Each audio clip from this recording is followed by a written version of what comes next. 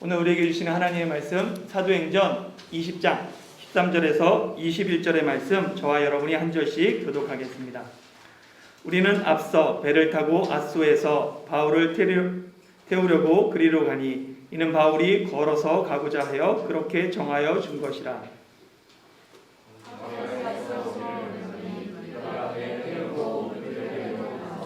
거기서 떠나 이튿날 기호 앞에 오고 그 이튿날 사모에 들르고 또 그 다음날 밀레도에 이르니라.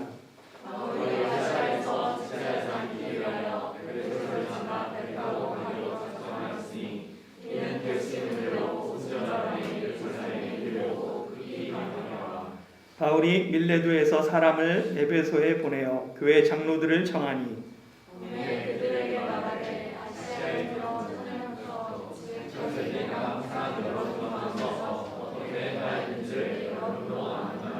곧 모든 겸손과 눈물이며 유대인의 관계로 말미암아 당한 시험을 참고 주를 섬긴 것과 유익한 것은 무엇인지 공중 앞에서나 앞에서나 거리낌 없이 여러분에게 전하여 가르치고 함께 읽겠습니다.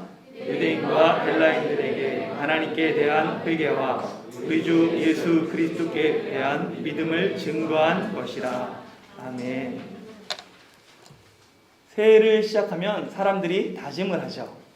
소그룹에서 나눠보니까 건강을 위해서 운동을 하겠다, 자기 개발에 새해에는 힘쓰겠다, 가족들과 함께 시간을 보내겠다, 자신의 부족한 부분들을 다짐을 합니다. 이는 신앙생활에서도 마찬가지입니다.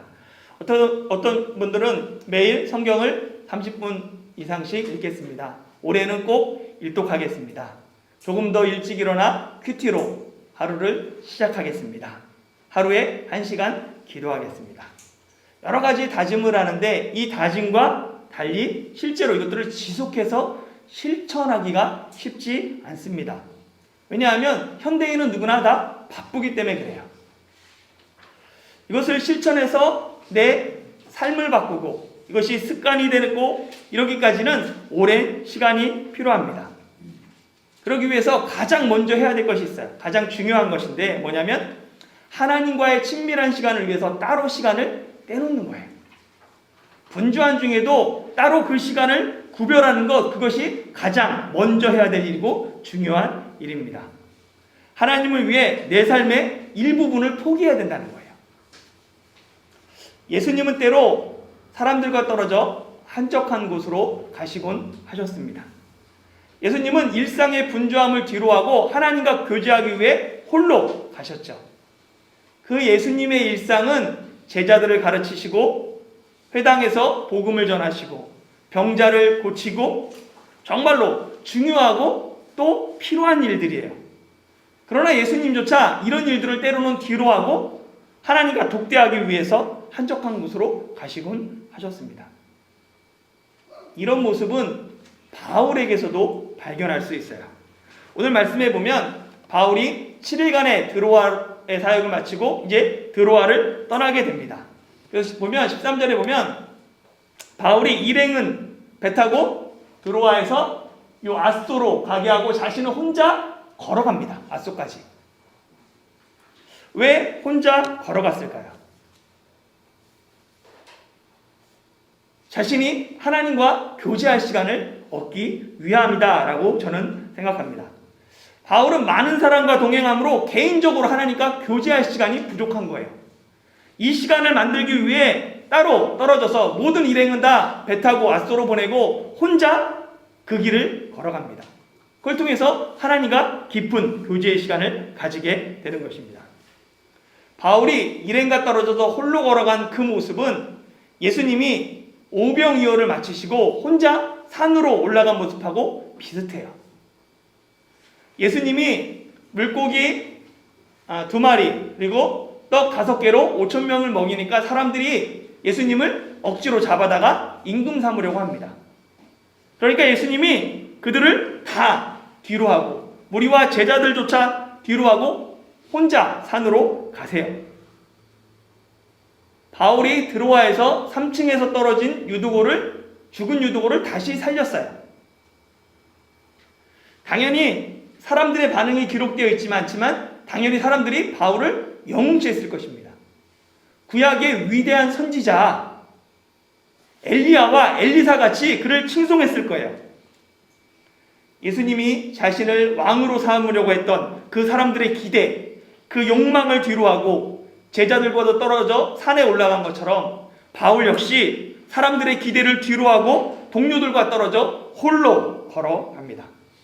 이 시간을 통해 바울은 하나님께 더욱더 집중하고 사람들은 흥분한 마음을 진정시키는 시간이 됐을 것입니다. 성도 여러분, 여러분은 어떻게 개인적으로 하나님과 시간을 내고 계십니까? 개인적으로 하나님과 시간을 내기 위해, 교제하기 위해 시간을 내십시오. 일상에서 벗어나 하나님만을 위한 그 시간을 따로 구별해야 합니다. 내가 의지적으로 하나님을 위해서 시간을 떼지 않으면 그 시간은 저절로 주어지지 않아요. 언제나 변함없이 바쁩니다. 우선순위를 하나님께 두지 않으면 분주한 일상 속에서 우리는 단 5분도 10분도 하나님을 위해 시간을 내지 못합니다. 하나님께 집중하는 거 처음부터 잘 되는 사람은 아무도 없어요. 내가 시간을 내서 하나님 앞에 머물려고 하면 그때부터 오만 잡생각이 떠오릅니다. 진짜 쓸데없는, 갑자기 중요하지도 않은 일들이 막 생각나요. 이거는 시간들을 조금씩 이겨내면서 하나님과 교제하는 시간을 늘려가는 겁니다. 분주하고 바쁜 일상에서 홀로 떨어져 하나님과 교제하는 여러분이 되길 소망합니다. 이 바울은 아수에서 일행들과 만나 배 타고 이 미둘레네라고 여기로 갑니다.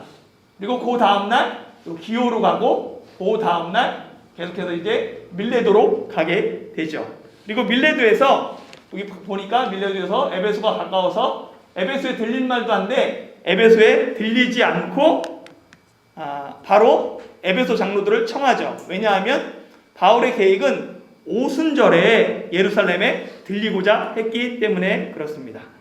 그래서 오순절에 모아온 이방 교회들이 모은 구제원금을 예루살렘 교회에 전달하고자 했던 게 바울의 계획입니다.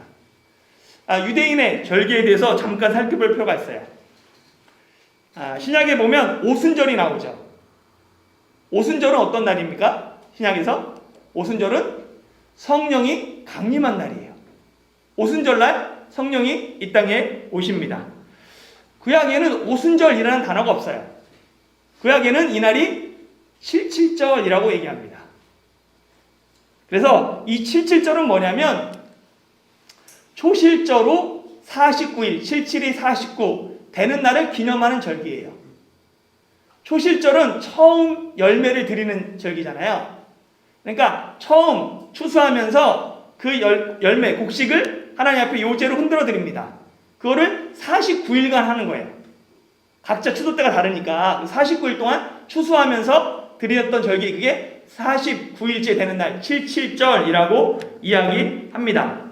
그리고 이 77절이 끝나면 50일째 되는 날, 50일째 되는 날 백성들이 그 누룩이 들어간 유교병을 가지고 하나님께 제사를 드려요. 그래서 그날을 오순절이라고 불렀던 거예요. 50일 되는 날이다 라고 불렀던 것입니다. 이게 보면 초실절이 언제이냐라고 했을 때 이건 계속 날짜가 달라져요. 왜냐하면 이 초실절은 6월절 후 안식일이 지난 첫날이 초실절입니다. 6월절은 어떤 날이죠? 6월절은 이스라엘 백성이 출애굽한 날. 그래서 장자들이 다 죽을 때 어린 양의 피를 문지방과 문설주에 발라서 죽음이 넘어간 날, 넘어갈 유, 넘어갈 워, 죽음이 넘어갔다 해서 그날이 6월절이에요.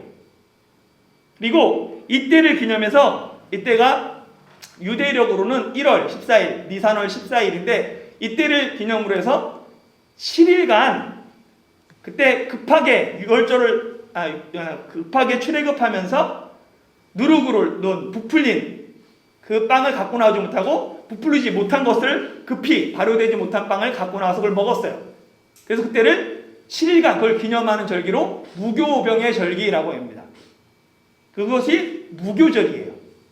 그러니까 6월절 그때부터 그 다음부터 7일간 이 무교절을 지내는데 그 중에 한 날은 안식일이 있을 거 아니에요. 일주일이 있으니까.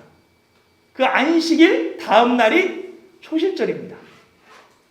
예수님이 언제 돌아가세요? 6월절에 돌아가시죠. 언제 부활하십니까? 안식 후 첫날에 부활해요. 그때가 구약의 절기로 뭐라고요? 초실절인 거예요. 그래서 예수님이 잠자는 자들의 첫 열매가 되었다라고 얘기하는 거예요. 보세요. 사도행전 20장에 보면 이 바울이 에베소에 소요가 일어나고 그 소요가 끝나니까 이제 에베소를 떠나서 이 마게도냐와 헬라로 가고자 합니다. 그리고 가요. 헬라에서 석 달 머무른 후 이 헬라에서 이렇게 가서 헬라에서 이쪽에서 석 달 머무른 후 원래 수리아로 이쪽으로 가고자 했는데 유대인들이 죽이려고 하잖아요. 그래서 다시 마게도냐로 지나갑니다. 그러면서 일행들은 먼저 드로아로 가게 하고 본인은 어디서? 빌립보에서 무교절을 지내요. 빌립보에서 무교절을 지내고 누가랑 같이 드로아에 합류하죠. 그러면 이제 무교절이 지났어요. 빌립보에서. 이제 오순절까지는 50일 남은 거예요. 그 중에 이제 무교절이 지났으니까 또 7일이 지나갔죠. 그리고 보면 빌립보에서 드로아로 오는데 5일이 걸려요. 드로아에서 7일을 머물죠. 1회를. 그리고 이 드로아에서 아소로 가고 미들레네로 가고 기오로 가고 이렇게 밀려들었는데 하루씩 걸립니다. 최소 5일인 거예요. 전체 합치면 최소 무교절이 지나고 17일이 지났습니다. 그러다 보니까 에베소에 들리기에는 시간이 촉박해요. 그래서 이 밀레도에서 에베소 장로들을 부르고 청했던 거죠. 에베소 장로들에게 향한 이 바울의 고별 설교, 이게 18절부터 36절까지입니다. 설교 내용이 너무 길어서 2주에 살펴보려고 해요.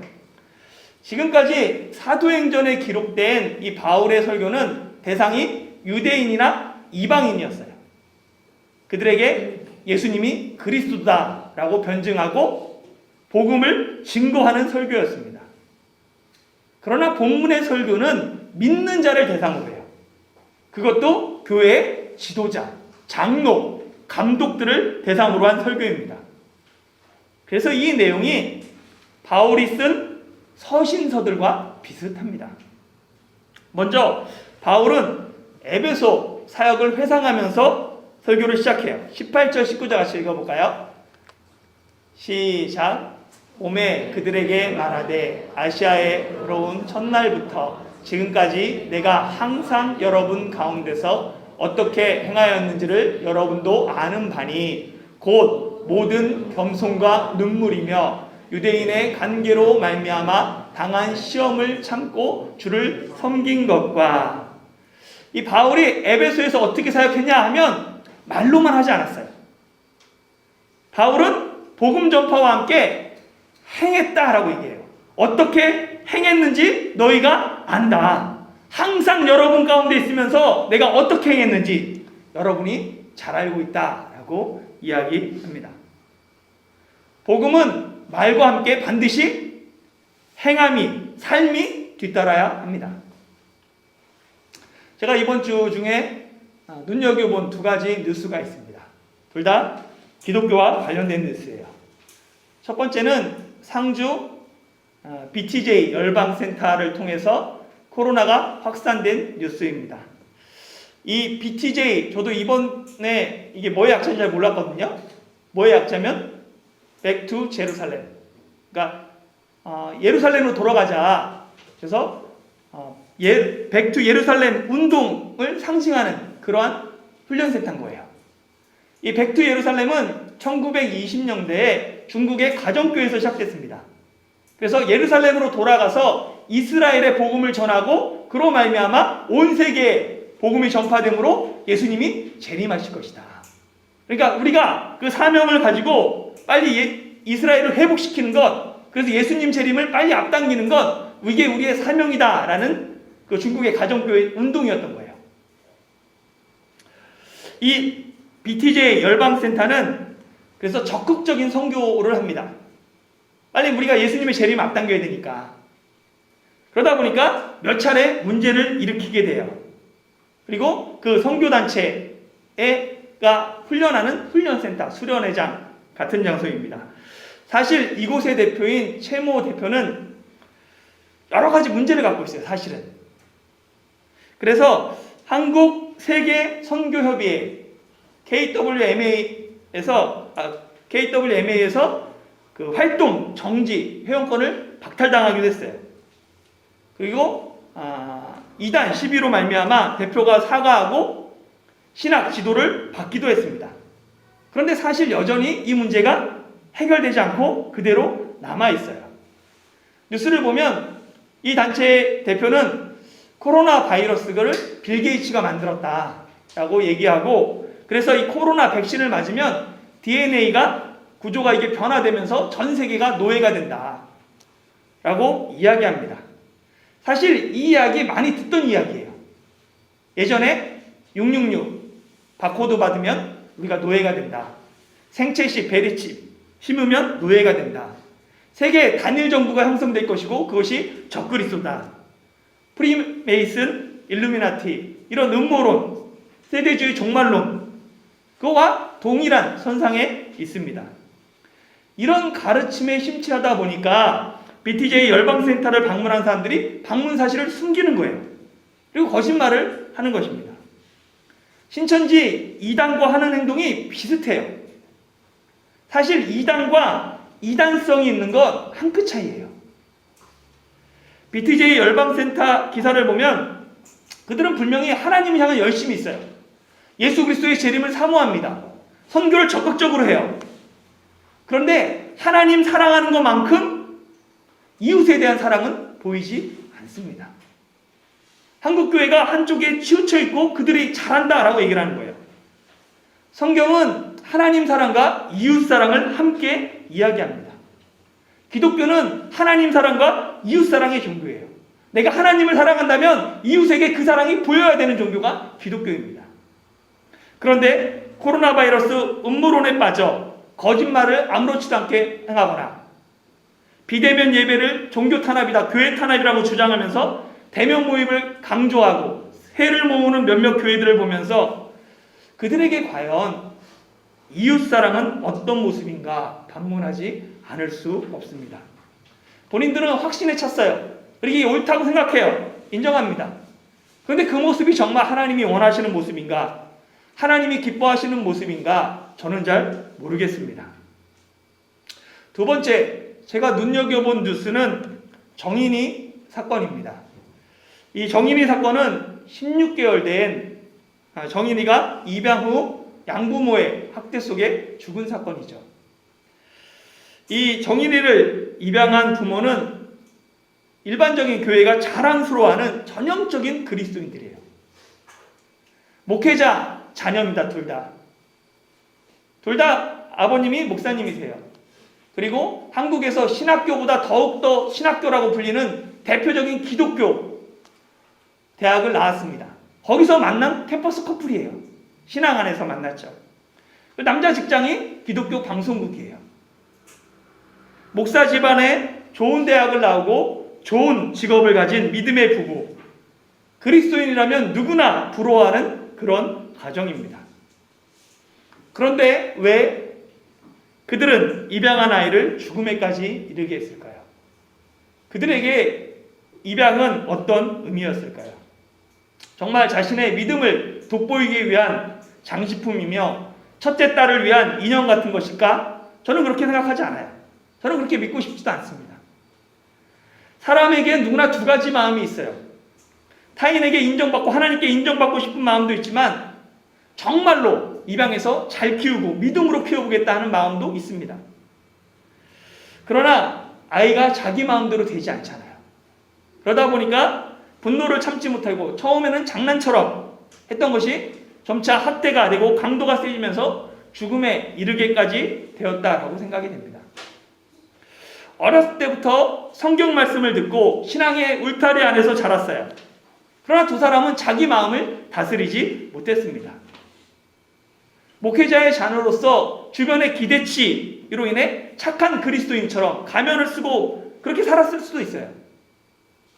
그러나 가면 뒤에 차곡차곡 그 쌓였던 그 분노는 말할 수 없고 대항할 수 없고 힘없고 연약한 어린 생명에게 폭발하게 됩니다. 너무나 안타까운 비극이 일어난 것입니다. 예수님은 나보다 힘없고 작은 자에게 행한 것, 그것이 바로 예수님께 행한 것이다 라고 이야기하십니다. 나보다 작은 자에게 선을 행한 것이 예수님께 행한 거예요. 나보다 약한 자에게 악을 행하는 것, 예수님께 악을 행한 것입니다. 나보다 연약하고 작은 자에게 어떻게 행하냐가 내 신앙의 진면목을 보여주는 거예요. 약한 자를 보면서 선을 행하고자 하는 마음도 있고 악을 행하고자 하는 마음들이 있습니다. 두 가지 마음이 우리에서 항상 싸워요. 그런데 이 두 가지 마음 중에 양부모는 악을 선택하고 말았습니다. 두 뉴스를 접하면서 말로만 선을 행하는 것이 아니라 실제 삶에서 선을 신청하는 것, 이것이 얼마나 어려운 일인가 생각하게 됩니다. 교회 다니면 누구나 잘 알아요. 어떻게 살아야 되는지. 모르지 않습니다. 예수님을 위한 삶, 지식적으로 너무나 잘 알아요. 말도 그렇게 할 수 있어요. 그러나 실제 우리의 삶은 부끄럽기 짝이 없습니다.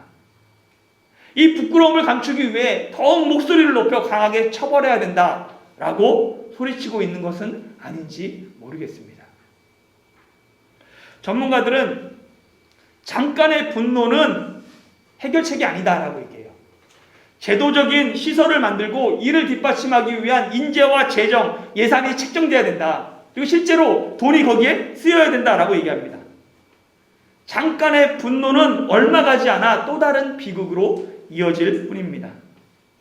계모에 의해서 여행용 가방에 갇혀 9세 아동이 사망한 사건. 작년 6월에 있었던 사건이에요. 7개월밖에 되지 않았습니다. 얼마 되지 않았어요. 2019년 12월에는 1년 전, 좀 더 지난 그때는 5세 아이가 부모의 학대를 받아서 여행용 가방에서 갇혀서 숨진 사건이 있었습니다. 이 사건은 기억조차 하는 사람도 별로 없어요.